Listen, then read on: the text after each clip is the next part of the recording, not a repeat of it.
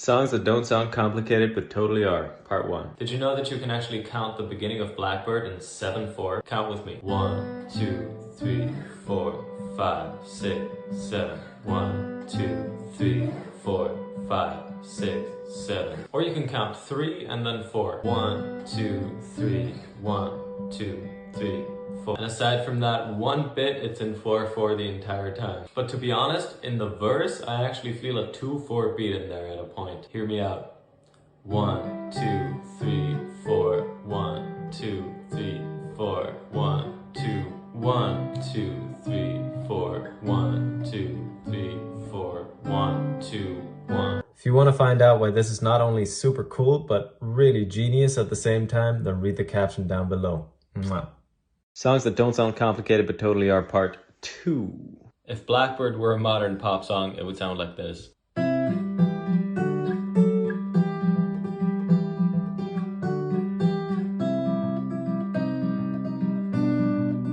Here's the original for comparison.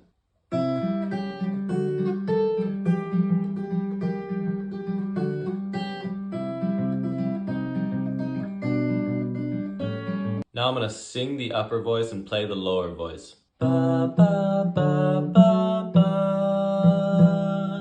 ba ba ba ba ba ba ba ba ba. Tell me which one you prefer in the comments. Songs that don't sound complicated but totally are, part 3. We've all definitely heard the song All You Need Is Love by the Beatles. It's got this iconic hook. All you need is love, ba ba da da. All you need is love, ba ba da da. So that's simple enough, but did you know that the verse is actually in 7/4? 1, 2, 3, 4, 5, 6, 7. 1, 2, 3, 4, 5, 6, 7. 1, 2, 3, 4, 5, 6, 7, 8.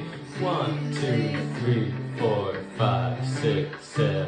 1, 2, 3, 4, 5. Let me know in the comments if you noticed this already or not. Songs that don't sound complicated but totally are, part 4. Did you know that All You Need Is Love by the Beatles is actually in 2 separate keys? The verse and the chorus are in fact not in the same key. Check this out. We start out with the verse in G major. There's nothing you can know that isn't known. Nothing you can see that isn't shown. No way you can be that isn't where you're meant to be. Still in G. It's easy. But what happens now is all you need is love. Wah, ba, da, da. All you need is love. This is a 4-5-1 in D. All you need is love, love. And now we're back to G. But da da da da da da da. The reason this is especially genius is that the move from G major to D major is a move in the positive direction of the circle of fifths. This means that there are more sharps in D major than there are in G major, which in turn makes us feel D major as a brighter tonality in comparison with G major. And so when the chorus hits and we transition from G major, which has 1 sharp, to D major, which has 2 sharps, it's like a clearing of clouds opens up before us. And that's why this chorus hits so hard. Songs that don't sound complicated but totally are, part 5.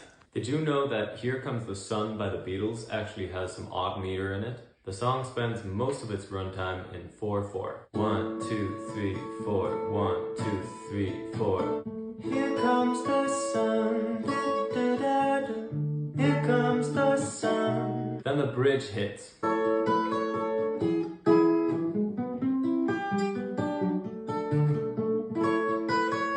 Let's play that slowly for a second. 1, 2, 3, 1, 2, 3, 1, 2, 3, 1, 2, 1, 2, 3, 4, 1, 2, 3, 4, 1, 2, 3, 4, 1, 2, 3, 1, 2, 3, 1. If we want to put that into technical terms, you could call it something like 11/8 going into 8/8 and then into 7/8. I'm sure that's not what the Beatles were actually thinking, but if you were to write it down formally, that's how it would come out. Now if I snap the quarter notes to this, this is what it sounds like.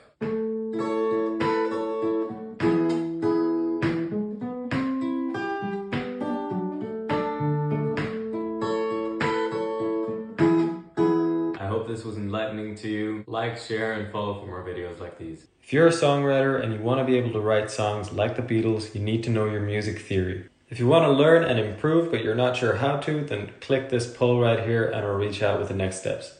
Are you familiar with the Beatles song If I Fell? It has this beautiful intro. It goes like this. If I fell in love with you, would you promise to be true and help me understand? 'Cause I've been in love before and I found that love was more than just holding hands. So I'm sure your ears picked up on something strange going on in that intro. So what's going on? Basically, we start out in a different key than the verse later goes into. It starts out in the key of D flat major, but surprisingly it starts out with a 2 chord in that key. Then instead of going this typical 5 root home, it takes the flat 2 chord as a major chord.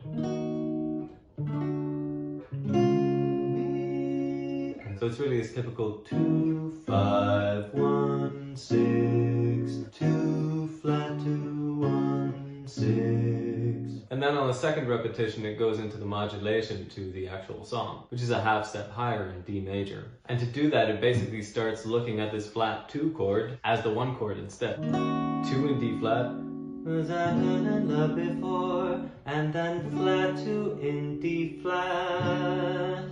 But all of a sudden it's the 1 because we got the 2 in D and the 5 and now we're in D. Tra-la. I'm telling you guys, the Beatles knew their shit.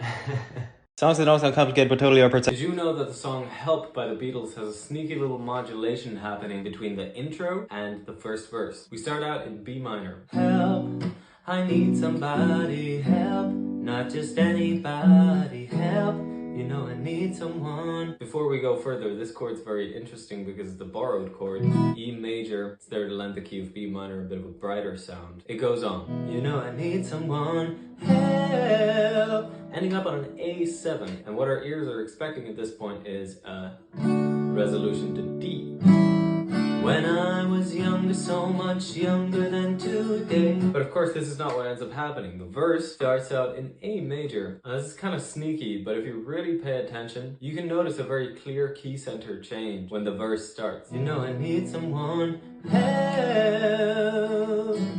When I was younger, so much younger than today. It's the kind of thing that you don't really notice at first listen, but now that I've played it like that, staying in the same key, going to D major, it was kind of hard for me to stay on that A chord and start the verse there instead. It's fun little details like that that give your song so much intrigue. And the best way to use music theory to your advantage is to make sure that the music stays accessible at the same time, and that people don't notice that there's anything really crazy going on. Subconsciously, it lets us know that there's more to the music than meets the ear at first listen. And that's why music theory is important for us songwriters.